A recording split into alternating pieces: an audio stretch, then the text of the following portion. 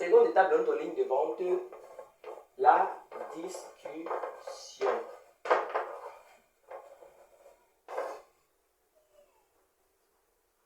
Tout simplement, c'est quoi la discussion avec un client? Qu'est-ce que vous êtes censé dire au client après avoir fait la prise de contact?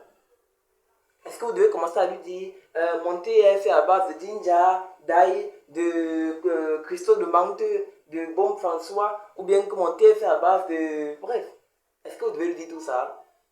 Est-ce que vous devez... Qu'est-ce que vous devez faire après avoir pris contact avec le client? Qu'est-ce que vous devez faire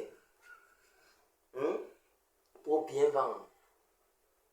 La réponse se trouve sur ce que j'ai dit dans l'introduction. Que la vente, ce n'est pas le fait de créer des stratagèmes magiques pour convaincre quelqu'un d'apprendre quelque chose qu'il ne veut pas. La vente, c'est de comprendre qu'est-ce que le client veut, quelles sont ses inquiétudes et de l'encadrer pour que ces inquiétudes ne fassent pas en sorte qu'il puisse dévier. Quand vous voyez la peur de dépenser trop d'argent, vous dites mais monsieur, ça ne coûte pas très cher. Quand vous voyez la peur que le produit ne soit pas utile pour lui, vous dites mais monsieur, je vous assure, on a plus d'une centaine de clients qui utilisent ce produit et ils sont extrêmement satisfaits. Quand vous voyez par exemple, il a peur, il ne sait pas si la personne pour qui il achète le produit sera contente, vous lui dites, mais monsieur, dites-moi, qu'est-ce que cette personne-là aime? Vous lui posez des questions. Il vous dit tout ce que cette personne-là aime et vous manipulez ces choses-là pour signifier le fait que, oui, ce produit va plaire énormément à cette personne-là. Donc, c'est quoi la discussion avec un client? C'est très simple.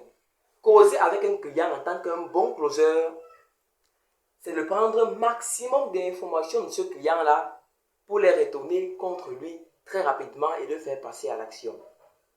Voilà pourquoi vous devez avoir l'habitude de poser des questions au maximum dans votre tentative de closing, dans votre discussion lors du closing, bien sûr. Alors, quand vous avez pris contact avec le client, par exemple, vous voyez, par exemple, prenons le cas du thé minceur.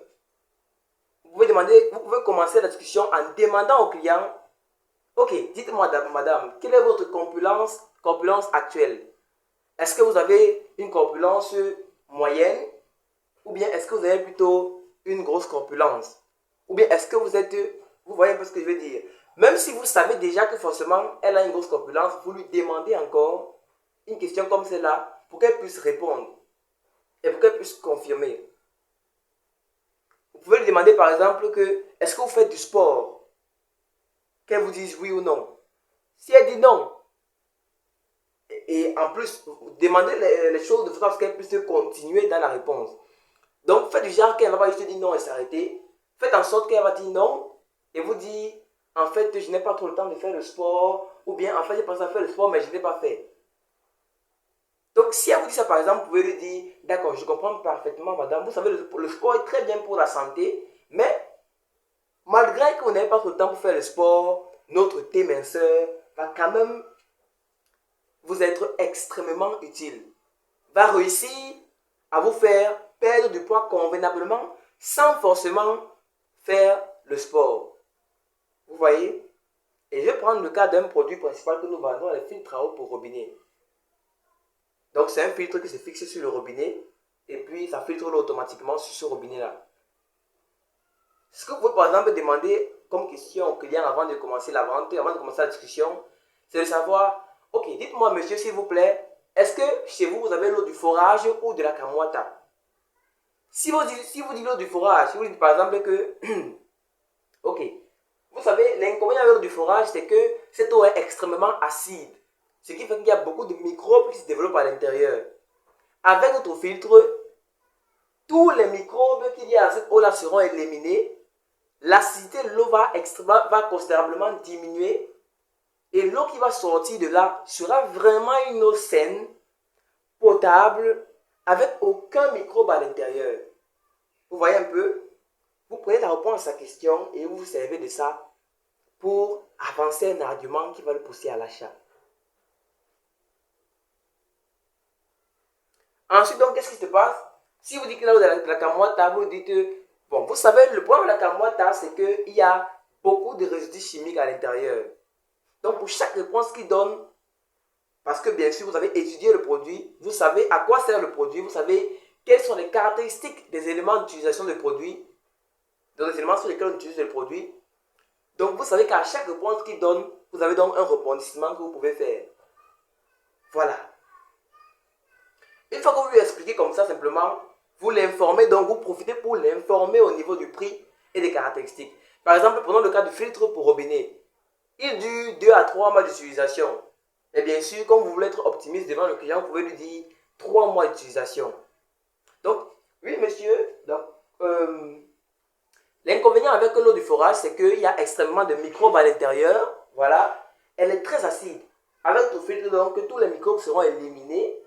L'acidité va diminuer et l'eau qui va ressortir de là sera une eau véritablement potable, de qualité minérale. Il va vous dire, vous voyez un peu, et supposons qu'il n'y a pas de questions à vous poser par la suite. Là, vous l'informez donc. Vous savez, notre filtre a une durée d'utilisation de 3 mois. Nous livrons partout dans la ville. Donc, vous essayez de lui donner des informations bénéfiques pour camoufler ce qui arrive par la suite. C'est-à-dire quoi? L'annonce du prix du produit. Et il ne coûte que 2500 francs CFA. Dites-moi donc, où êtes-vous situé? Donc, rappelez-vous d'une chose, votre discussion avec le client doit être un terrain truffé de questions en question. Vous posez une question là, il n'a pas fini là, il répond, vous rebondissez. Vous posez une seconde question qui, bien sûr, vous aidera toujours à avancer vers la décision finale. N'oubliez pas la ligne de vente. On ne s'égare pas. OK? Contact, discussion, décision. Donc, posez des questions qui vont amener vers la décision. C'est quoi la décision? C'est le fait qu'il dit que, ok, venez me livrer. Et comment est-ce qu'on fait pour le livrer? Pour ça, il faut qu'il soit au courant du prix, qu'il soit au courant de la durée d'utilisation. Il faut qu'on sache où est-ce qu'il est situé. Donc, posez des questions qui vont vous diriger sur le fait de savoir ces éléments-là, un à un. Voici le prix, monsieur. Vous êtes situé où? Est-ce qu'on peut vous livrer aujourd'hui? Vous voyez? Et c'est donc ça qui va vous amener donc, au niveau de la décision finale. Et à chaque fois qu'il fait une objection, il vous dit par exemple que mais est-ce que c'est vraiment efficace? Simplement, vous essayez de trouver quelque chose pour le ramener sur cette voie-ci. Oui, c'est très efficace, mais on a plus de 500 clients qui ont acheté notre produit depuis en seulement quelques mois. Et chaque jour, ils passent commande à nouveau. Chaque mois, ils passent commande à nouveau. Donc, je vous assure à 100% que c'est efficace. Oui, mais bon, je suis un peu inquiet. Et comme c'est ma femme qui gère souvent les choses de la cuisine, je vais donc demander à ma femme. Vous pouvez par exemple lui dire ici, ok, monsieur, dites-moi, est-ce qu'il y a des... Comme vous avez dit que vous n'avez pas demandé à votre femme, voilà, est-ce qu'il y a des éléments que vous n'avez pas bien compris concernant mon explication? Vous commencez par demander ça. Si vous dites non, vous lui dites, ok, d'après vous, est-ce qu'elle sera contente, votre femme, par exemple, si vous venez avec un filtre que vous mettez à la maison qui vous sera utile pendant 3 mois, 3 longs mois? Bref, vous essayez d'injecter un peu de la volonté dans ces inquiétudes. Vous voyez? Et retenez que le but n'est pas forcément de le faire acheter sur le champ. Le but, c'est qu'il reparte avec un esprit qui va pouvoir lui permettre d'acheter la prochaine fois, par exemple. S'il peut acheter tout de suite, tant mieux. Mais dès que vous vous rendez compte du fait que le client, s'il ne peut pas acheter tout de suite, faites tout pour lui laisser une empreinte psychologique qui est énorme. Qui fait que demain, quand vous allez l'appeler, ça dit que vous n'aurez plus trop de travail à faire, quoi.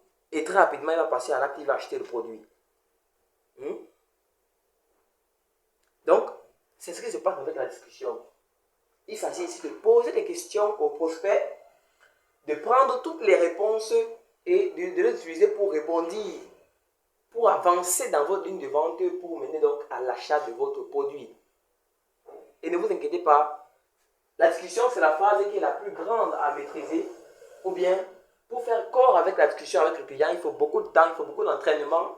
Et nous serons là au sein de l'équipe de closing simplement pour vous entraîner là-dessus, constamment. Voilà. Et de la même façon, simplement, au début, on va vous donner un script que vous devrez maîtriser. Bien sûr, en vous basant sur les différentes explications logiques qu'il nous donne ici. Et dans ce script-là, donc, on va au fur et à mesure vous expliquer comment contrer certaines objections courantes. Voilà. que le client met souvent en évidence. Mais en gros, c'est ça le principe de la discussion. Poser les questions au client au maximum qui vous permettent donc d'avancer vers le but final de la discussion, c'est-à-dire faire qu'il passe commande. Et si vous voyez qu'il ne peut pas passer commande, tout simplement, faites en sorte qu'il rentre chez lui, bien qu'il sorte de l'appel avec un impact psychologique qui est énorme. Qui fait que la deuxième fois que vous l'appelez, pop, il passe directement commande. Troisième fois, il passe directement commande sans que vous ayez à vous tracasser. Parce que la vente, c'est un processus. La vente, ce n'est pas une magie qui obligatoirement fait que quand on est bon en vente, on vend directement. C'est un processus qui fait en sorte que parfois, c'est au 6e appel, c'est au 10e contact avec le client qui peut passer commande. Pourquoi? Parce que dès le premier contact avec lui, vous avez su s'aimer vos graines, s'aimer vos petites...